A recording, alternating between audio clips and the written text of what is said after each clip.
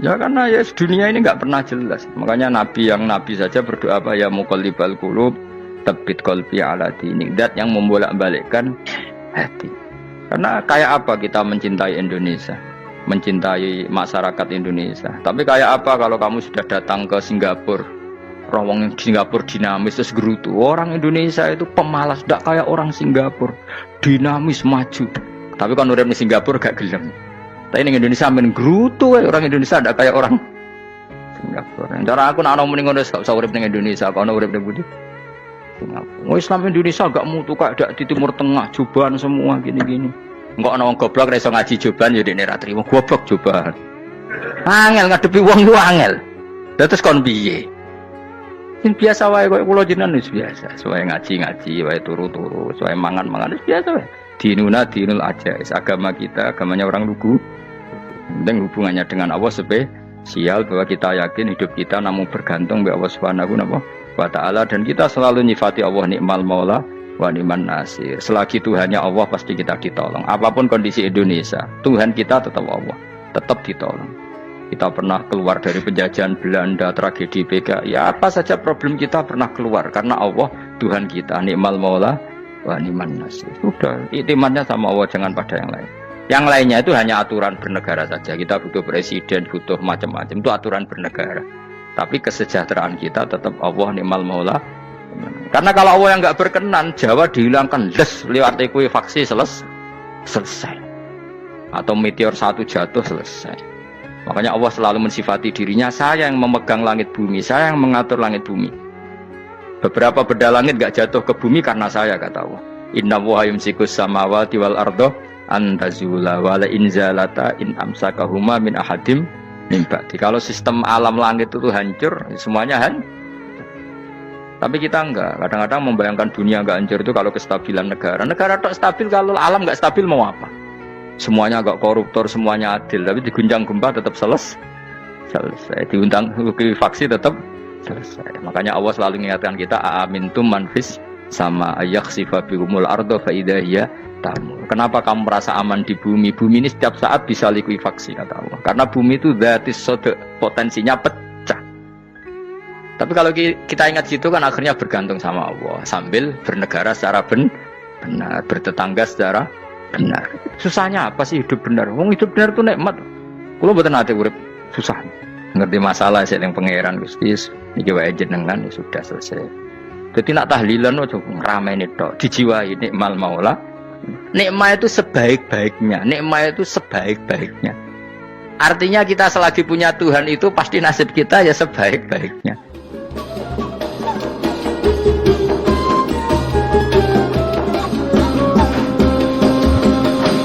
Pokoknya sing ora hafal Quran lah, ibu-ibu hafal. Yo syaratnya. Terus sing ora hafal ibu-ibu hafal kudu hafal ayat iki. Paling gak yo hafal maknane. Ya tak wacana sitok-sitok. Summa aurasna, manan kemudian saya kasihkan. Karena anak dimanani waris itu kan kesane sing ngekeki mati. Ya dal Allah ora mungkin mati. Mulane maksud itu urun atoina. Manane aurasna iku atoina paring. Kok nak dimanani waris kesane kan yang memberi mati, padahal pangeran ra bakal mati. Ono Imam Suyuti. Cara aku niku wong Isra kabeh maksudnya ora ngono. Lane aurasna mek dekne diganti apa? Atoina. Ya agak ulama dadi ra roh karepe. Nak kula roh karepe aurasna iku kan waris. Waris kesane kan mati. Terus dekne urun atoina. Terus Alkitab itu kitab apa saja, Injil ya kitab, ya kan Alkitab. Lah kuwatir diarani Injil, dekne Imam Suyuti urun Al-Qur'an. Wis bener to iki? Paham ya? Kowe tak warai dadi wong alim ya. Wes bener. Ya salim berarti. Soleh boyong cara santri soleh boyong. Soleh. Nah, ayat ini menurut saya bukti bahwa kita pasti benar ya. Terus kita ini kelompok ahli sunnah napa? Wal jamaah itu pasti benar. Meskipun secara personal kita salah, tapi mazhab kita pasti benar. Ya apa ayat ini? Kan jelas ayatnya. Kemudian kitab ini, Al-Qur'an ini tak kasihkan orang-orang yang kami pilih. Orang dipilih Allah itu kan kelas super, ya kan? Allah yang milih loh, bukan sekedar lembaga negara. Allah yang milih, itu kan berarti super. Tapi kemudian orang super itu uniknya Allah bilang faminhum zalimul linafs. Orang yang saya pilih itu kemudian ada yang kelakuannya itu kurang ajar, zalim. Sekarang pertanyaannya, orang yang dolim itu bagian dari yang dipilih apa keluar dari yang dipilih? Keluar bagian apa keluar? Bagian. Makanya cara ahli sunnah wong fasik ora keluar dari Islam. Mergo minhum rujuke je alladinas tofaina. Paham ya mulane ora usah terprovokasi wong-wong. Wong nek zina ora Islam dosa gede, ora Islam nyekel patok kuburan, ora Islam dikeris, ora Islam. Iku keliru. Wong Allah dhewe dawuh kemudian Quran ini tak kasihkan sama orang-orang yang kami pilih. Lah yang kami pilih itu ada yang berstatus dolim. Artinya yang dolim pun masih berkategori yang kami pilih. Artinya minimal tidak keluar dari nopo Islam. Itu kan normal. Misalnya saya sebagai pelatih milih 11 pemain. Ya tentu setelah di lapangan ono sing dolim kan. Mau ngamun tok. Mau kerobok tok. Tapi tetap dia pilihan kan. Tapi tentu nanti yang terbaik ya yang kerja keras, yang ngegulno. Tapi kan tetap dia sudah pemain di dalam situ. Jadi jelas ya. Makanya ya saya ulang lagi ya. Tak latihan. Misalnya ja'an nasu. Misalnya manusia itu datang faminhum zaidun.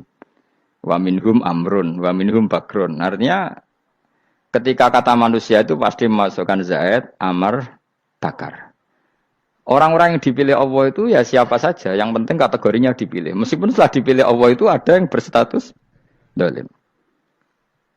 Nah kenapa tetap dipilih Allah? Ya karena dia punya status. Tak warai ya dadi wong alim. Anggap bae Lailatul Qadar ora usah darani ganjil. Sing darani ganjil ya sapa? Aneh-aneh. Lailatul Qadar ya mulai tanggal 1 Ramadan. Malah ulama darani mulai ruwah. Iso wis ruwah wingi. Oh, kalau sering tolak Lailatul Qadar ya kadang mulut, kadang Dzulhijjah. Kalau kan jenisnya on time. Kayak wong melarat, dene dhuwit pedak entuk THR. Nah, wong marah pangeran ya sawal selo besar ya untuk napa? Lailatul Qadar. Mergo Lailatul Qadar iku malam diturunane Quran. Quran itu turun Ramadan tok apa tahu Sawal ya tahu. Sawal ya tahu, Dzulhijjah tahu. Dzulhijjah tahu. Bolak-balik al-yauma akmaltu lakum turun apa? Bulan apa? Dzulhijjah. Kowe mari amatir, itu angel terang. Sing darane Lailatul Qadar iku malam diturunane Quran. Quran turune iku pira? Ya macam-macam, Ramadan nggih bolak. Lah tapi ono kelas-kelas premium, ono kelas umum, sing kelas umum wis pokoke Ramadan. Sing ganjil, ganjilnya dipilih salah sitok. Dadi iku pembatasan napa? Nah, Quran dhewe turun coba surat paling terkenal, ayat paling terkenal al-yauma akmaltu lakum turun tanggal pira? Tanggal 9 Arafah Dzulhijjah haji wada. Padahal ta'rif Lailatul Qadar layat apa? Unzila fihil Quran. Ya tapi ilmu ini mari debat biasa. Semua wong ora takok wong Gus nuzul Quran tanggal piro 17. Lailatul Qadar tanggal 21. Ya jare nuzulul Quran yo pas Lailatul Qadar. Mbok wong-wong nak muni bingung nang wong. Nah aku sing ra bingung. Lho kowe ora tau mikir jajal. Nuzulul Quran sing resmi ning kitab-kitab tanggal piro? 17. Lailatul Qadar tanggal. Padahal Lailatul Qadar disifati apa? Malam turune. Quran. Kowe ora tau bingung ngono. Wong kadang ngirim wong goblok, wong kok ayeme ngono. Ya ora tau mikir. Aku gumun goblok-goblok. Dadi ana ilmu paradok barang ya tenang, santai. Padahal ya tak bedhek ya nuzul Quran tanggal piro sing resmi cara kitab-kitab 17 Ramadan. Lailatul Qadar sing resmi 21 nganti 29. Terus Lailatul Qadar iku wulan apa? Wulan diturunkannya Al-Qur'an. Berarti tanggal piro? Bocah dijak pinter ya kan inna anzalnahu fi lailatul qadar. Saya tak tahu. Nuzul Quran tanggal piro? 17. Lailatul Qadar. Seliko. Terus Lailatul Qadar ku malam diturunkannya Al-Qur'an turun tanggal 17. Berarti Lailatul Qadar tanggal ada dik. Ora tau iskal yo gumen mek wong-wong. Ya kok penak wae. Mulai dadi wong alim loro, Kang ora usah mari iskal. Ngatuk ditung bodho penak. Pokoke nuzul Quran piro Kang 17. Lailatul Qadar selikur. Lho jare Lailatul Qadar pulang tujune Quran kok beda tanggale. Kan gak tau ge mikir. Alhamdulillah. Tapi Ron, Lailatul Qadar piro? Saya kis pinter. Saya kira bos. Itulah berarti keliwat. Jadi ilmu itu kabeh bingung no kan. Ya biasa bingung. Mulane yang bodoh barokah. Barokah. Barokah. Kulo cara ora dipilih pangeran nggih milih dadi wong bodoh, tapi wong pangeran milih kulo dadi wong pinter dadi tak syukuri wae. Tapi kadang kulo iri, wong bodoh ku iri. Modele penak urip ngono. Santai. Ya saiki ya Lailatul Qadar ku sifatnya apa? Inna anzalnahu fi lailatul. Normalnya kan ainu nuzulil Quran yo ainu Lailatul Qadar. Berarti tanggal piro? Dorawade lagi. Innalillahi wa inna ilaihi raji'un. Kita warai ilmu cara wong alim. Meskipun sampean boleh bantah siji yo kadang keterbatasan ilmu. Nomor loro hasud, bantah kan sebab macam-macam. Hasud, nomor telu bantah gue kegiatan. Kayak wong kuliah nak agak kritis kan darani ra pinter. Jadi cocoklah ya kudu bantah. Nggo khas-khasan cerdas apa? Nomor 4 bantah niku sifate wong wedok. Menang kalah protes. Berarti kowe ora lanang berarti wedok, tukang protes wedok. Nomor 5 bantah itu berarti dia punya keiskalan tapi enggak bisa keluar dari keiskalan itu. Jadi problem Anda ditimpakan ke saya. Itu ya ora sopan. Problem-problemnya dhewe kok ditimpakan ke saya. Begini terangno. Hukumnya Allah Ta'ala itu ada yang berstatus itu lugu. Lugu itu ya lugu ummi. Karena agama ini memang ummi. Ummi itu lugu. Sehingga agama ini tidak perlu diterangkan. Ngendikane Abu Hanifah, agama ini ketika datang, itu orang lugu. Lugu itu murni. Murni itu proporsional. Sehingga sifat ummi itu baik. Misalnya saya bilang gini, rumah awas kena keliru. Kalau kamu sholat itu batal kalau makan. Itu ukurannya 1 upo apa 1 piring? 1 upo kan? Itu sudah batal. Terus kalau saya bilang gini, Cong nak tamu keimangan, itu sak piring tak sak upo. Ndak jawab ya. Sak piring, ora iso misal, tak keimangan gue sak upo semut. Nah, lalu Anda ditanya gini, lalu definisi makan itu apa? Memasukkan 1 piring ke mulut, apa 1 upo ke mulut? Dalam bab sholat, 1 upo ke mulut itu makan. Tapi dalam bab hormat tamu itu 1 piring. Setuju ya? Tak warai pinter kayak. Ayo tak warai ya. Wes setuju ya? Wes pinter. Lo jawab wes pinter. Urung. Lailatul Qadar ya ngono. Misalnya Lailatul Qadar menjadi super karena ada sesuatu yang super turun yaitu Lailatul Quran. Jadi menjadi super karena yang turun adalah sesuatu yang super dan itu artinya tanggal. Loh, dawane aku cek. Iku utek tanggal 21 kabeh sing ngaji ning kene. Wes jelas inna anzalnahu fi lailatul qadar. Hurujuke ning ndi? Quran kan? Wa ma adraka ma lailatul qadar. Lailatul qadri khairum min alfi syahr. Makanya Lailatul Qadar itu ya bisa saja tanggal 1 kemarin sudah kelewat. Mbok entah ini jebelis baris dada. Atau mungkin Sa'ban. Jadi perdebatan ulama tentang Lailatul Qadar. Malah ada wali yang bilang saya tiap hari mendapat Lailatul Qadar. Nah, itu malah ra kelas meneh, itu malah pusing, malah napa? Pusing. Udah enggak usah mikir itu. Jadi hukumnya Allah itu ada 2. Ada hukum itu lugu dan ini bagus. Makanya saya itu kenangan saya terbaik dalam membela Allah dan Rasul.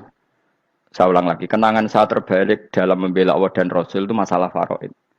Dulu mungkin banyak yang ingat lah ketika tahun berapa lupa saya. Tapi ada seorang menteri dan pakar Islam menggulirkan isu hak waris itu sama. Lelaki dan perempuan sama. Alasannya karena perempuan sekarang kerja.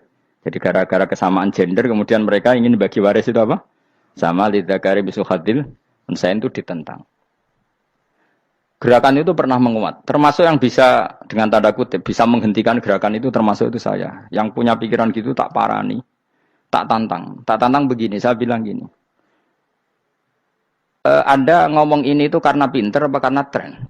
Tak tanya, ya karena pinter. Saya ini kan orangnya keren, punya kepangkatan jos lah. Ya kepangkatan jos, kepangkatan dunia, mesti cara pangeran bojos ora ya ora.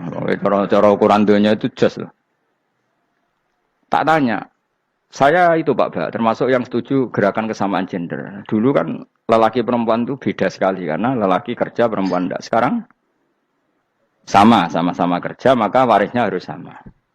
Terus saya tanya gini, lalu penyebab warisan itu kerja apa lelaki? Dia jawab kerja. Dia nggak ngerti kalau ngadepin saya. Saya ini kan orang alim yang biasa belajar mantek. Dia ini roh nak aku ngalim. Sembrono ya jadi ini. Ketika tak tanya gini, lalu misalnya saya punya anak, yang anak saya putri itu direktur BUMN atau direktur bank atau direktur PT besar. Kemudian anak lelaki saya idiot, goblok. Warisannya dikasihkan siapa? Kalau kerja adalah alasan dapat warisan, berarti anak saya perempuan itu yang dapat warisan dong. Anak saya lelaki kan idiot, nggak kerja.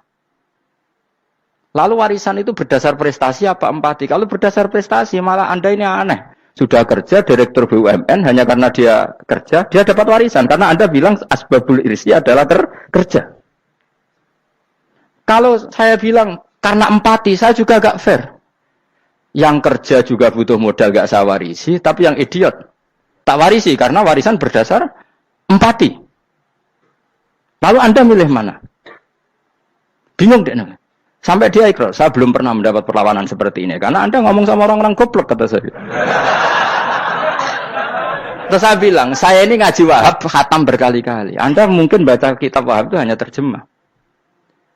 Maka menurut Islam, yang menjadi hak waris itu sebabnya zukurah wal unasah. Kelelakian menjadi dapat 2 bagian, keperempuanan menjadi 1 bagian. Dan itu Islam tidak mau urusan dengan prestasi maupun empati. Mujarrodul zukurah dan mujarrodul unusah. Sehingga dengan seperti ini tuh Islam nggak ribet. Coba kalau kamu pakai ilatul hukmi, pakai cara berpikir logika, malah ruwet. Karena tadi, kalau kesamaan gender itu karena perempuan kerja, lalu misalnya yang lelaki idiot misalnya atau pengangguran, warisan kamu kasihkan siapa? Kalau kerja itu menjadi alasan hukum, kamu kasihkan yang perempuan kan? Aneh nggak? Yang sudah kerja malah kamu kasih warisan yang nganggur? Enggak. Berarti berdasar prestasi atau berdasar empati. Kalau kamu dapat warisan, idiot dulu dong. Idiot dulu, goblok dulu, kecelakaan dulu, baru dapat warisan. Karena dapat empati, yang sudah PNS gak perlu dapat warisan. Karena sudah juga ruwet. Fakih seperti ini ruwet gak? Ruwet. Nah, kata Imam Haromen, gurunya Ghazali, agama itu kadang dinuna dinul ajais. Kita ikut yang lugu saja. Allah bilang lelaki dapat 2 bagian dari perempuan, ya lelaki ya yang punya alat kelamin, penis. Perempuan yang punya farji, ya sudah gitu aja, gak usah ruwet-ruwet. Kenapa begitu? Ya sudah seperti itu. Nanti lama-lama gini kalau diterusin. Ada seorang dokter fikih perempuan. Dia menguasai fikih sholat. Ruhin lanang tapi gak menguasai fikih sholat. Rohnya mau pesolatan misalnya.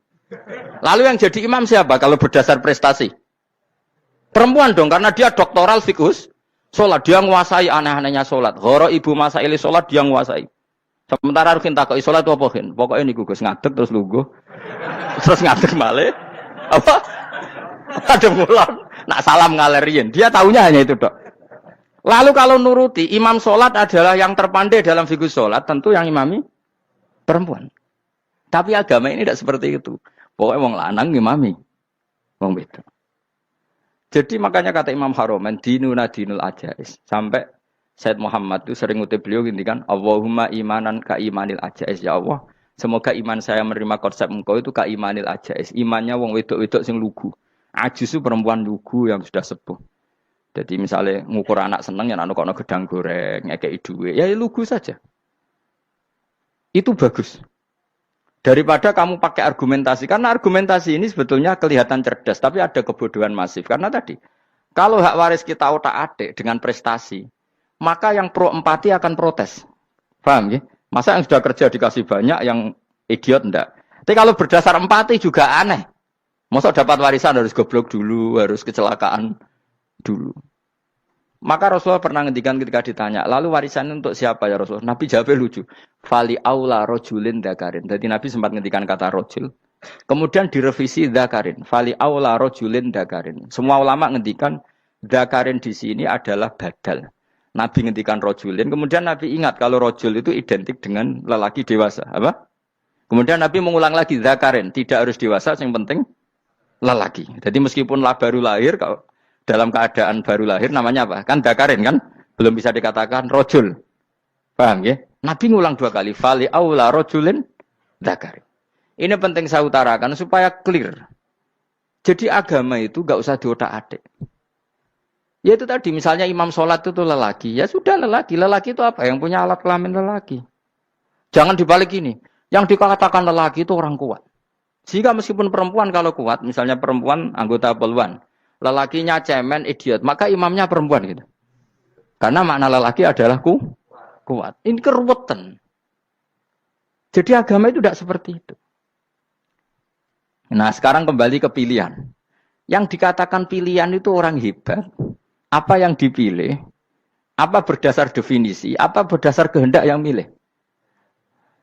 Loh kok mulai do pinter? Tumben do pinter. Alam raya ini milik Allah. Dan semua di alam raya ini milik Allah. Maka dipilih tidak dipilih itu terserah yang punya apa terserah kita. Apa terserah kriteria, apa terserah definisi. Dalam konteks kita sebagai objek diambil, tentu terserah yang punya. Kemudian Allah bilang, orang-orang itu saya pilih. Nah kalau milihnya Allah berdasar kepunyaan, tentu Allah boleh dong memilih orang yang sebetulnya berstatus dolim. Ya tapi ya tetap dia dolim, tapi ya tetap dipilih. Kenapa ya? Karena Allah yang punya. Saya misalnya orang kaya, boleh nggak punya HP buruk? Boleh kan? Terserah saya. Saya orang kaya, beli HP mahal, medium, dan paling buruk. Boleh enggak? Boleh saya yang punya. Enggak boleh, Gus, dengan orang kaya harus beli HP yang mahal. Yang bilang harus siapa? Nah, kegoblokan kita ini seperti ini. Nak wong sugih HP ini kudu larang. Nak wong alim kudu bojone ayu. Sing kudu darani kudu ayu ku sapa? Nak maji jalan nang dumdu swarga lho kudu ku sing swargane mbam tapi kudu. Nah, kita ini sering berpikir ngatur Tuhan.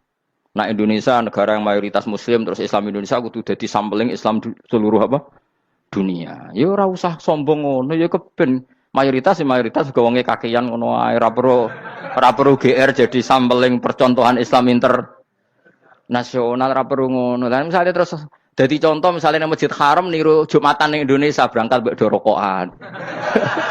Bariku tekike diusep-usepno ning pojok pager. Lah misalnya wong Mekah terus do ngono kabeh karena mencontoh Islam Indonesia. Kacau gak? Ora usah GR ngono biasa wae. Napa? Biasa wae. Terus misalnya mencontoh Islam Indonesia, Indonesia anak jaran Wali Songo terus tahlilan nunggu nganti setengah jam. Lah terus raudhah dikepung ngono rak macet Mekah Madinah. Mergo agar ziarah Nabi terus lungguh apa? Sak jam. Nak ning wali sak jam ning Nabi 2 jam lah kira-kira gitu. Ya malah nganyak Kanjeng Nabi tuh. Nabi sekaruan afdhalul khalqi mbok dongakno wa maghfir lahu warhamhu. Niku malaikat sak langit misah. Ya Nabi kok dongakno di sepuro.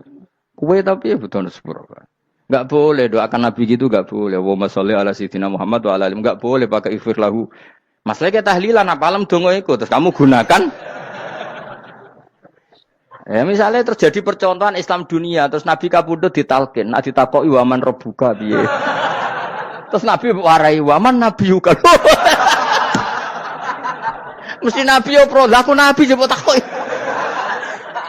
Jadi kita ini sering kumo luhur karena kita mayoritas terus jadi percontohan ora usah ngono. Paham ya napa? Ndak usah ngono mayoritas sae tapi ora usah GR jadi apa? Percontohan internasional. Mungkin kalau masalah Islam damai ya bagus. Tapi itu kan tidak hanya Indonesia. Di mana-mana yang Islam damai juga banyak. Dan yang tukaran juga banyak. Toh yang tukaran nggak pernah maklumatkan diri ini percontohan janda. Ya biasa saja. Saya ulang lagi ya. Maka menurut saya nggak akan benar pendapat Khawarij atau pendapat Islam yang keras bahwa orang dosa besar itu keluar dari Islam. Karena ketika Allah mengatakan, kemudian aku pilihkan kitab ini, tak kasihkan orang-orang yang saya pilih. Itu diantara yang pertama adalah, meskipun mereka sebagian tetap zalim. Artinya tetap zalim itu tidak menjadi dia keluar dari status Islam. Paham ya? Sekarang saya tanya, yang dikatakan warga Indonesia itu siapa? Ya siapapun yang bergeografis di Indonesia, lahir sebagai akte Indonesia, saya orang Indonesia. Kemudian ada yang penjahat, ada yang maling, kita penjara. Apa dia keluar dari kebangsaan Indonesia? Enggak kan? Sama ketika orang Islam menjadi zina dan fase koruptor, keluar dari Islam enggak? Enggak. Karena Allah tetap bilang faminhum. Apa? Faminhum. Jelas ya? Wes kayak gak ngarah Khawarij. Napa? Kalau Khawarij cara berpikir itu ekstrim. Setiap dosa besar itu mengeluarkan orang dari status Islam. Oh, itu bahaya sekali. Karena nanti kalau itu iya, kita akan kehilangan banyak orang nopo Islam. Makanya Nabi nanti ngendikan, saya berharap yang nanti masuk surga dari umatku itu separuh, 2/3. Itu kata ulama-ulama. Kalau kita pakai mazhab Khawarij, orang Islam itu tidak sampai 1/3. Karena banyak yang keluar dari Islam. Duwe keris gak Islam, duwe akeh ra Islam. Nglakoni jimat gak Islam, nyekel patok gak Islam, dosa gede gak Islam, korupsi gak Islam. Terlalu banyak yang kita usir dari Islam. Lalu kita ngusir atas nama apa? Coba. Kalau atas nama Tuhan, kamu tidak Tuhan. Atas nama wakil Tuhan, Tuhan tidak pernah mewakilkan ke Anda. Orang-orang mandate. Yang kita tahu dari Quran ya ayat ini, tsumma awrasnal kitabal ladzina astafaina min ibadina. Kemudian kitab ini tak kasihkan orang-orang yang saya pilih, dan orang yang saya pilih itu faminhum zalimul li nafsi. Dan sebagian dari itu adalah orang zalim, dan itu jelas bagian dari itu. Artinya keluar apa masuk? Keluar apa masuk? Masuk. Meskipun ya yang zalim tetap berstatus zalim, kayak warga Indonesia, ini semua warga Indonesia. Paham ya? Yang maling ya tetap warga Indonesia. Meskipun ya tetap maling. Jelas ya? Tenan ora ya? Makanya ahli sunnah itu pendapatnya falam nukafir mu'minan bil wisri. Kita tidak akan mengkafirkan orang mukmin hanya karena melakukan dosa. Kenapa ya? Karena Allah bilang faminhum setengah sangking itu masuk bagian. Dan itu luar biasanya Allah disebut istofaina. Tetap orang-orang pilihan. Maka ini penting saya utarakan supaya kita ini tidak sok-sokan. Terus yang zalimul nafsi pun potensi dimaafkan sama Allah. Asal dia tobat, dan tobat itu sama Allah nggak ada batasnya. Malam yuhur kiri sampai apa? Nafas apa? Terakhir. Dan kadang orang itu sebetulnya nggak niat tobat, cuma ada perilaku tertentu sehingga dadian Allah itu simpati. Itu juga banyak yang diterima tobatnya Allah. Makanya kata ulama-ulama itu, istighfar itu tidak syarat diampuni. Yang menjadi orang terampuni itu kehendak Allah. Istighfar itu bagian kecil dari syarat-syarat itu. Bisa saja orang tanpa istighfar tapi diampuni Allah. Misalnya Allah dawuh, wa yaghfiru ma duna dzalika liman yasha. Itu bukan liman yastaghfir tapi liman yasha. Contoh masyhur kan, kamu pernah dengar kan ada orang nakal itu, mau misah itu ya kira-kira lonte atau apalah.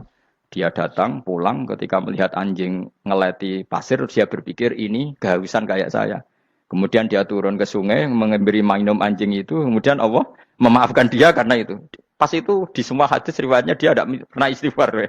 Telah punya perilaku yang menjadikan dia diampun. Banyak enggak seperti itu? Banyak, makanya wa yaghfiru ma duna dzalika liman yasha. Mayasa itu ya yang digedaki Allah. Bisa saja kalian ini sering istighfar tapi enggak dimaafkan Allah.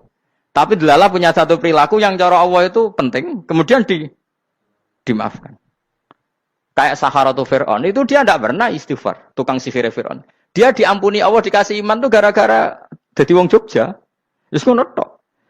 Jadi pas mau duel adu sihir. Iku dalah dekne mendingan ya. Qalu ya Musa imma antulqiya wa imma annakuna nahnul mulkin. Monggo jenengan riyen napa kula riyen. Dadi gara-gara dekne didikan Jogja niku. Lah wong ape duel, mestinya tarung itu semakin cepat mengambil kesempatan kan semakin menang.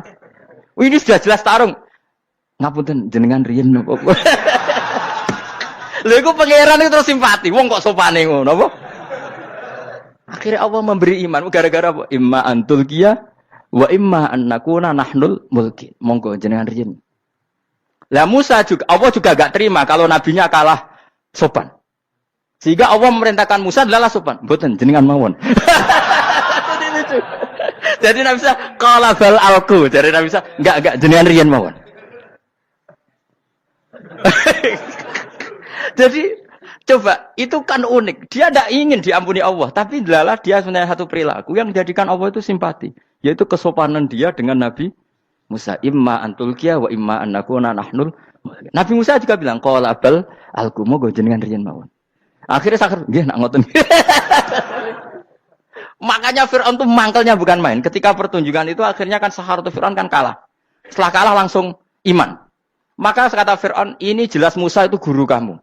Cuma pura-pura saja kamu pro saya. Lah buktinya apa? Jare buktinya tadi monggo-monggonan gitu.